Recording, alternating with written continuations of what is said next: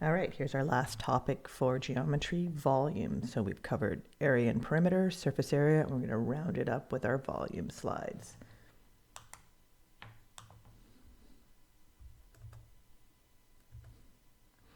So a few things to talk about before we get into the math. We talked about perimeter, which was 1 dimension, and then we talked about area, which was 2 dimensions, and volume is our 3-dimensional measurement. So 3-dimension means cubic units. So whenever your units were linear or 1-dimensional units of measurements, they have a 3 superscript after them now. So feet cubed, etc. Okay. As always, you really want to make sure that your units are all the same before you start your calculations, and you really want to make sure that you have the right units. If I'm asking for something in feet cubed, make sure you're starting in feet.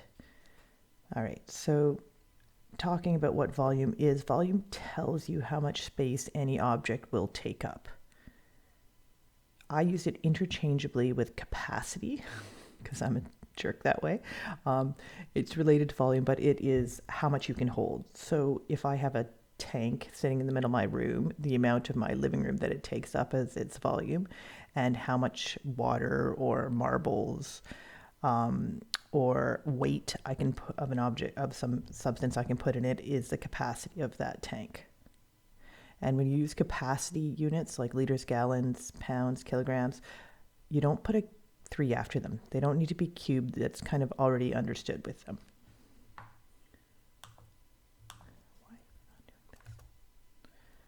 All right, so when we do this, I might ask you for capacity units. So all your math will happen in inches cubed, feet cubed, centimeters cubed, meters cubed, but you might need to convert the end because I might ask you, how much weight of water is in there, or how many liters of water are in there. So we're going back to conversions.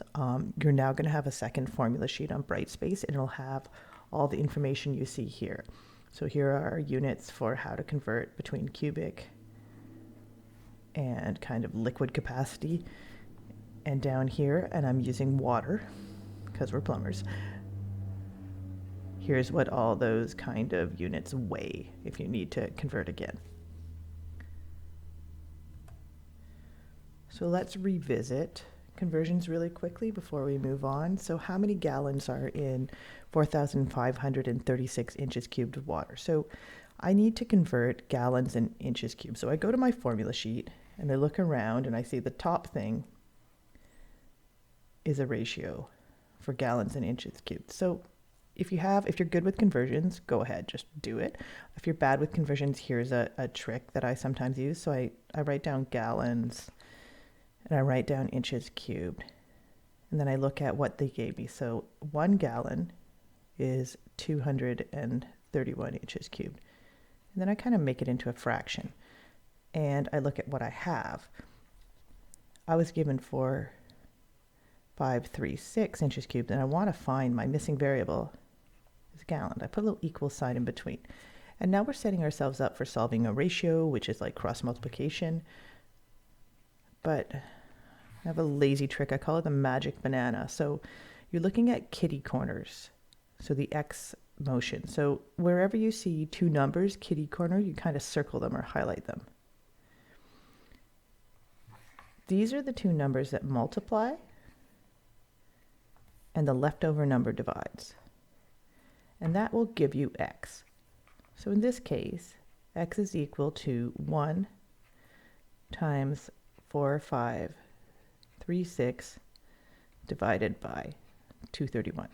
Now that seems like a lot of work when you can just be like, well, you just had to take the 4,536 and divide it by 231. If you can do that, that's fine. If you struggle, this is just a way to keep yourself straight. So when I do that math, I get 19.6 gallons. Okay, second part of the question, how much will the water weigh? So I look over on my formula sheet and I look for gallons and a measurement of weight. And I see gallon goes with pounds. So that's what I'm going to create. I'm going to take gallons and I'm going to convert it to pounds. The symbol is LBS.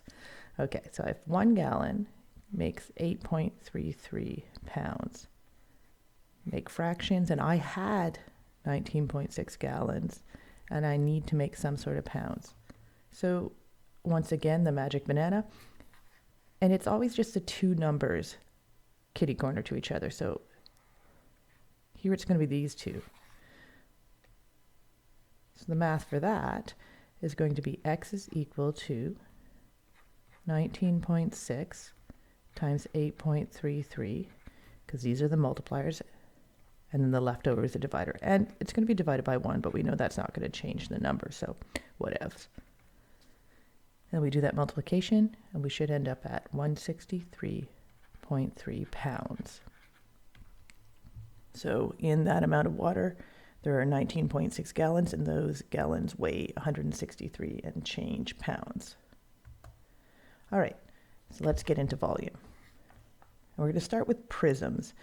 And a prism basically means it's any shape where if you have the top was a square, let's say, of some kind of prism, and you just kind of took a slice anywhere down the height of that prism. So if you sliced it here, if you sliced it here, the shape would be the same area. Okay, so it's it doesn't go in like a pyramid or a cone or come to a peak. It's just kind of the same area on the top as it is on the bottom and all the way down the height. So prisms are easy because you already know some stuff. Like you look at this one and you're like, okay, it's going to be the area of the top, which here is a triangle. And the third dimension that you get that makes it that kind of inches cubed or whatever is the height. So when I look at this first one, the triangular prism, I know that the area of a triangle is 1/2 base times height. Now I'm a little irritated because they've given h as that third dimension. So I'm going to call it L now, just to be really irritating. And I know that's what they do on your formula sheet. So there's the area of a triangle. And when you get that third dimension in,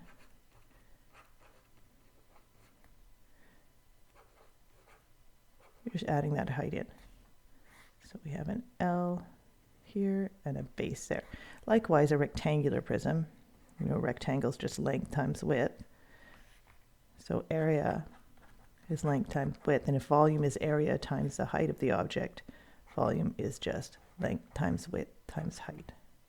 Okay, so if you can figure out the area of any kind of shape, then you can just add that depth after you've got the area of the face, the top or the bottom. So here we go. When I look at this one, I'm going to call this the third dimension, that depth. And I'm going to see that I have something that I can find the area for here. And while I'm here, I'm just going to do it on all of them. So it's easy. There we go. So those are the things I'm going to find the areas of. And then just multiply by that extra measurement. Okay, so this is a trapezoid. So we know that the area of a trapezoid is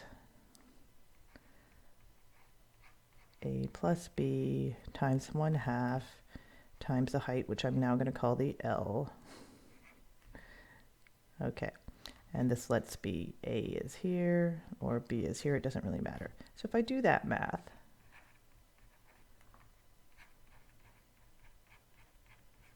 and times another 4, remembering my brackets are just multiplication, and you're going to get 44, and that's centimeters squared. So if I want to make volume, area times the third dimension, the depth or the height, that's 44 times 10, which is 440, and now the units are centimeters cubed because I multiplied in another centimeter. All right, so let's look at our second prism. Now this is a cylinder, which is basically just another name for a circular prism. The area of the green part is pi r squared. And this is a depth or a height. And we're going to go right to the volume formula for this because I know that volume is area times that extra height. So I'm just going to do pi r squared h. So changing to numbers. Remembering to square before multiplying, and you should get somewhere around this, and our units will be cubic feet. All right, looking at number 3, Well, if we're looking just at the area, we have a composite figure again. So let's call this part X, and let's call this part Y. And if I want volume is going to be X, the volume of X times the volume of Y, but I'm going to be lazy and I'm going to find the area of the front face and then multiply it by the depth. But you could absolutely find the volume of two rectangular prisms. I just usually find the composite area first, then multiply by the depth. Okay, so I know it's going to be X plus Y for the total area of this face. So the rectangle is length times width. So 8 times 4 plus 2 times 3, which is 32 plus 6. So that should equal 38, and this has no units. And if I want the volume, I'm simply going to take 38 and multiply it by that H, which is going to be 38 times 8, which is 304, some sort of unit cubed. All right, so here's one to pause and try on your own if you want. And once again, I'm going to kind of look at what's going on. It's a triangular prism with kind of a rectangular prism drilled out of it. So when I'm thinking about my area, I'm thinking about this face. So I'm going to draw it again. And this is going to be X, and this is Y. And then to find the area, my math is going to be X and cut out the Y, so minus. All right, so for X is a triangle, so our formula is 1/2 base times what we've changed to L, or the height.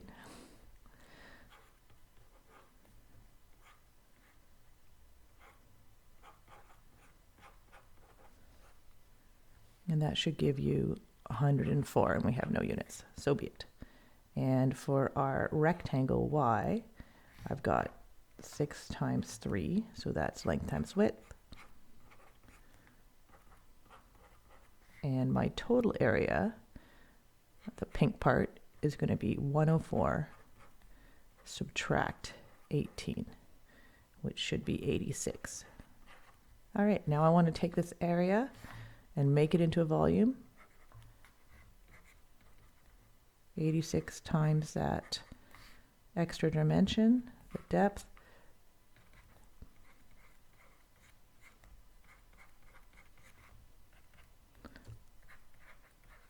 And we're done. Okay, so always picking your face that you're going to find the area of to be the one that has any holes or any exciting things in it, because if you take it from this direction, it's not going to work.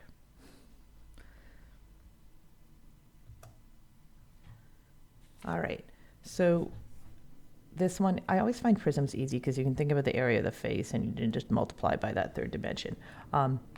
Cones, pyramids, and spheres are a little more complicated. So we are going to, with these, the pattern we see is it's kind of like you're taking thirds of things because we see that are all divided by 3. But for these, you're just going to be careful. So when I look at a cone, just to get where the measurements are coming from, this is the height from the apex down to the center of the circle, and this is R. And when I look at the pyramid, rectangular pyramid in this case, there we go, this is the height, and in this case we're dealing with length and width here. And you only need one measurement for a sphere, which is, imagine you're in the center of the ball and you come out to the edge, and that is the radius. So let's do some math. Okay, now we're going to find the volume of this shape. So I'm going to work all in volume because it's not like I'm going to have a certain face that has an area that it can multiply by height. So I'm going to have shape X on the top and shape Y on the bottom. And I see that X is a cone and Y is half a sphere. So I'm going to call that 0.5 sphere. And my total volume is going to be the part from X added to the part from Y. So let's start with X. The volume of a cone is, and it's just from your formula sheet, pi r squared h over 3. Okay, so this is r, right, because that's the circular part of the base, and this is h. So just writing down all my numbers. 6 squared times that 15 and divide by that 3. Okay, so make sure your order of operations are obeying themselves. If I were to kind of do all the top math first, I should have this, and then my last action when I have that fraction is do the division, 1695.6 divided by 3, and that gives me 565.2 inches cubed. Y is half a sphere, so I'm going to put that 0.5 for half right out in front. And my formula for that is 4 pi r cubed over 3. So half of a whole, 4 times 3.14. Make sure that you have the ability to cube on your calculator, or you know that it means 6 times 6 times 6. Oof, long one. So let's leave it at 0.5. And then if we do all that math, hopefully you get 904.3-ish. And then when I did the math there, I got 452.2. And there's some rounding in there, obviously. Okay, so our total volume is x plus y. So that's 565.2 from the cone and 452.2 from the half sphere, and it should add up to 1017.4 inches cubed. All right, so let's go look at some almost plumbing type things. So we have a sink. We want to know how many gallons and how much weight. So we're going to be using the conversion chart for sure, and that's why I've thrown it on this slide. And what's our shape here? We have a half sphere, and we have r equals 7. That's a diameter here, but we also have it shown here. Okay, so our formula, we only need half of it, so I'm going to put the decimal in front. That splits something in half. And then we're going to do 4 pi r cubed over 3. So writing in all the numbers.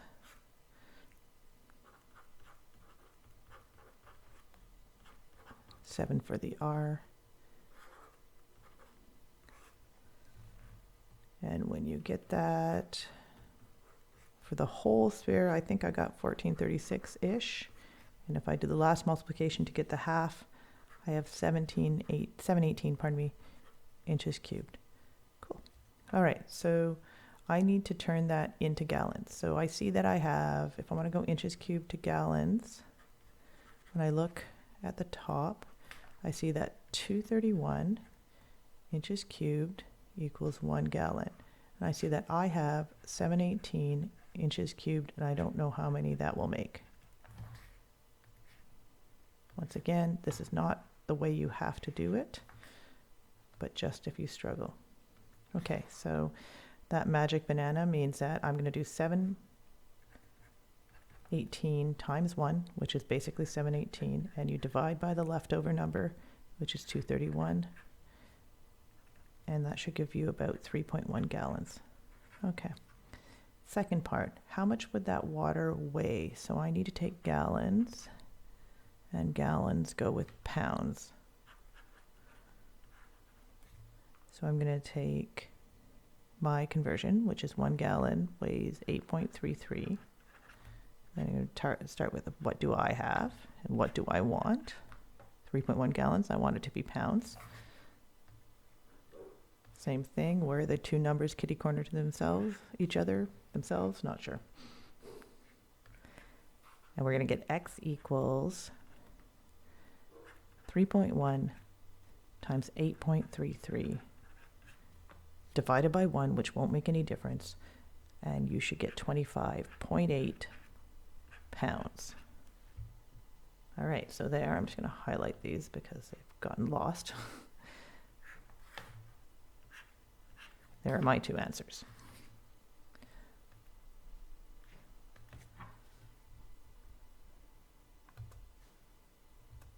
Okay, we have a water tower, and we want to know how many gallons this tower holds. So I'm just kind of quickly checking. I'm like, can I get to gallons? Because everything's in feet here. Do I need to be in inches? But no, I have a conversion for feet cubed to gallons. So I can find the volume in feet cubed and convert it to gallons relatively easy. So let's deal with the first part first. So I've got a shape X, which is a cylinder.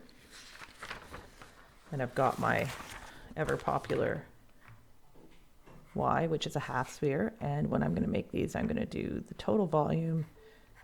I feel like I'm going to run out of room, so I'm going all over the place, is X plus Y.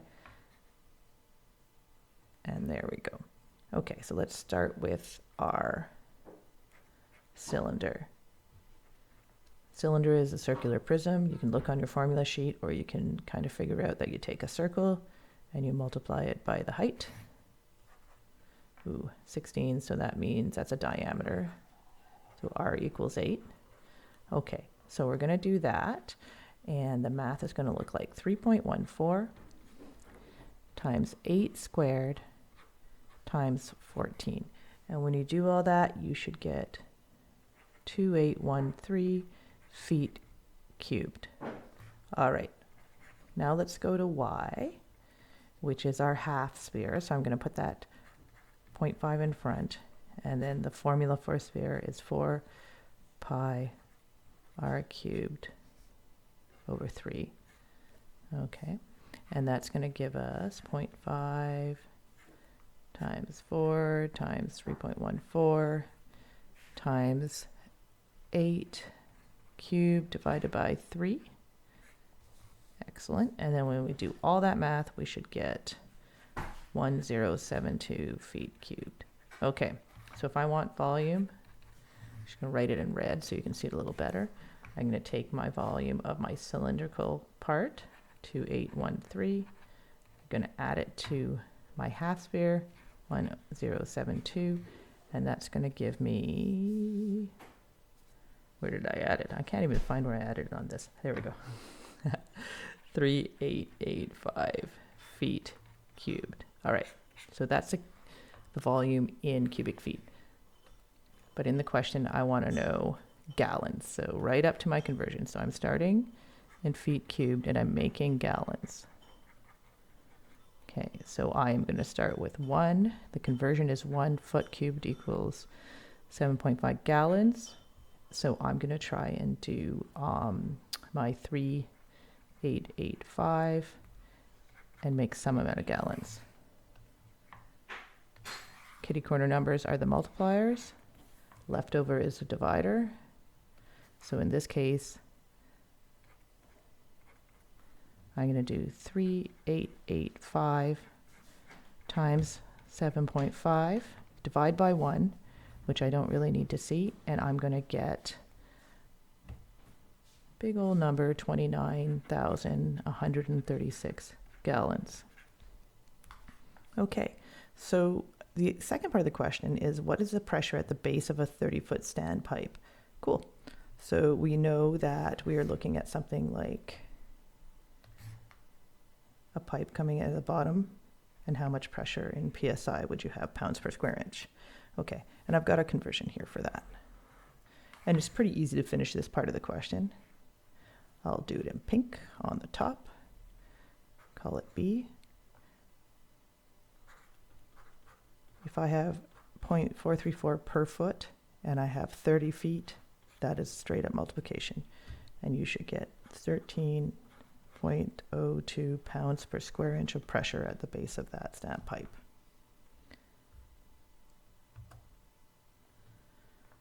Okay, so this one, don't freak out about this one. It's designed to show you can find a lot of things. It's not a test question. I wouldn't do this to you, but it just shows you that you can get a lot of stuff with random information. So this question is asking me about a cylindrical tank, comme ça. It has some height of water in it, and that we see that it contains 1732 liters and has a circumference of 4.75 meters. So let's just take what we know. So we know that the formula for volume of a cylinder V equals pi r squared h. And we know that what we're trying to find is h. Okay, so it's more a matter of what do we have right now? Well, right now we have pi. We have 1732 liters, and I want to convert that to something that I can use in a volume calculation. So just kind of looking at our circumference, it's in meters, so I would prefer to be in meters cubed. I look down here and I see this conversion. So I'm going to take, I see that meters cubed with liters. 1 meter cubed equals 1,000 liters from the thing. I want to know my meters cubed. That's my missing information, and I have 1732 liters. Same thing. I'm going to do that kind of kitty corner math. Okay, come here. And the two numbers here are not in the usual place, but that's fine. So this kind of represents a division question. So x is going to be 1732 times 1 divided by 1,000 equals 1.732 meters cubed. Okay, so what does that mean? That means I've found the volume. Okay, so if I can find a radius, then I can use this formula to solve for a height. You just have to have all the other information, and you usually have it.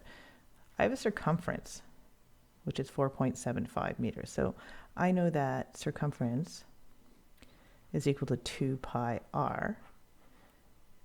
So I know that 4.75 is equal to 2 times 3.14 times r. I can multiply 2 times 3.14 to clean up my right side, and I get 6.28 r. And a little bit of algebra. If you want to have r equal to something, you want to isolate the variable, you just kind of peel off what's stuck to it. 6.28 is stuck by multiplication. I undo multiplication with division. So if I divide this, that'll leave plain r. But if I do it on one side, I have to do it on the other. So that will cancel. And if I do the math, I will get r is equal to 0.76 meters. Okay. So now I have it all. So I'm going to do the bottom calculation in red because of course I'm running out of room. So my volume is 1.732 meters. It is equal to pi times r squared times my missing dimension height.